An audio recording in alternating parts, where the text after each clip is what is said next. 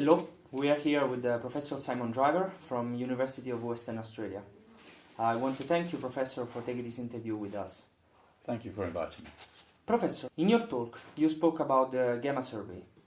Can you tell us about this project and all the people and instruments that were involved in it? Yes, the Gamma Survey came about because there was a lot of surveys taking place, but they were each looking at one piece of the puzzle. And I felt that there was a need to try to do one large survey using a variety of different facilities to try to get a comprehensive data set. So rather than just study stars and mass in one survey and study dust in a separate survey, I wanted a survey that could cover all of that aspect. The problem with that is that different phenomena give out radiation at different wavelengths. And so to make that happen, I had to find a way to get time on 5 or 6 different facilities. And some of those facilities are operated by different countries, so I had to find a way to get across borders in order to make that happen. And mostly it came about by collaborating, by just talking to people who were involved in a particular survey and just asking how it was going and building up a relationship. In some cases, we even had to raise money to, in the case of GALEX, for example, the GALEX satellite, to reactivate that satellite because it had been decommissioned for 6 months. So in the end, we linked together 2 ground-based telescopes, 3 radio telescopes, and about 5 space missions. And then we found ourselves completely buried in data. Professor, do you believe that large collaborations, maybe larger than Gamma, are the future of astronomical surveys? And can you explain us which are the advantages and of course the difficulties over smaller surveys? I think there's been a definite move towards very large surveys. When I started in astronomy, it was typically one professor and a postdoc and a PhD student, and that was typically it. And we were all working independently.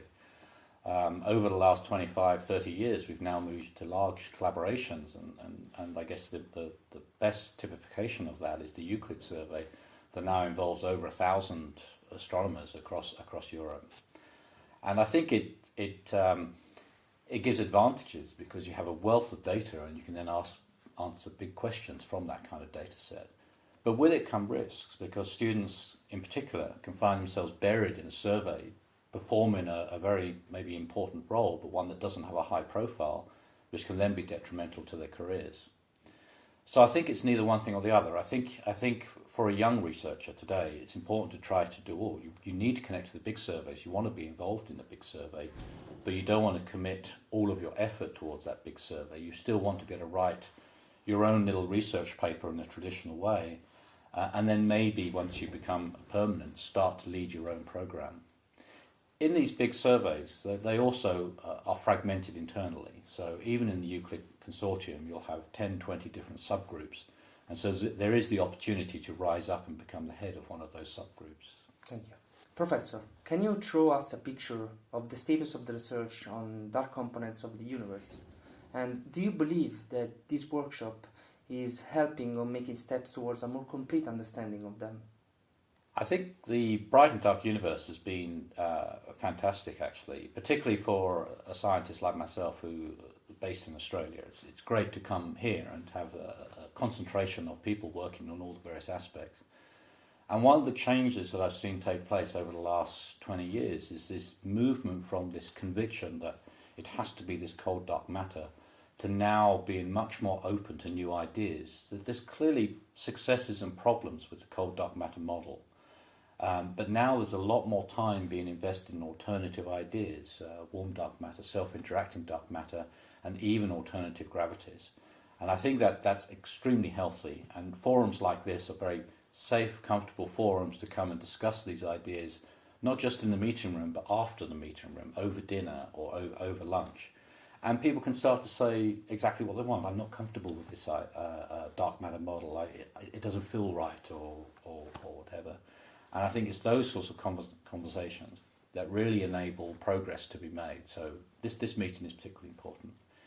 In terms of what I think are the key issues between the bright and dark matter, I think the bright universe, we still have a lot of things to do there. We've only really nailed down and identified maybe about 20% of the baryons, the material that we're made of. We still have great uncertainty. The majority of the normal matter isn't exactly missing, but it's in a form that's very difficult for us to detect. We need these X-ray facilities that are going to eRosita that's going to be launched soon, for example. In the dark sector, I think my wife she says come back when you have a more credible theory, and I think that's kind of the state. I think if you go down to the pub and you try to explain where we are with dark matter and dark energy, it really doesn't sound too far from a world sitting on a turtle, sitting on a turtle, sitting on a turtle at some point. And so I think it's incredibly important that we either break the dark matter model or we find a way to confirm it as best we can. Now, whether that's going to come from astronomy or whether that's going to come from a direct detection in a coal mine somewhere, I'm not sure. But I'm optimistic that there is the opportunity in the next 10 years to actually make that breakthrough. And I look forward to seeing it. I thank you again, Professor, and wish you a pleasant continuation. Thank you very much. My pleasure.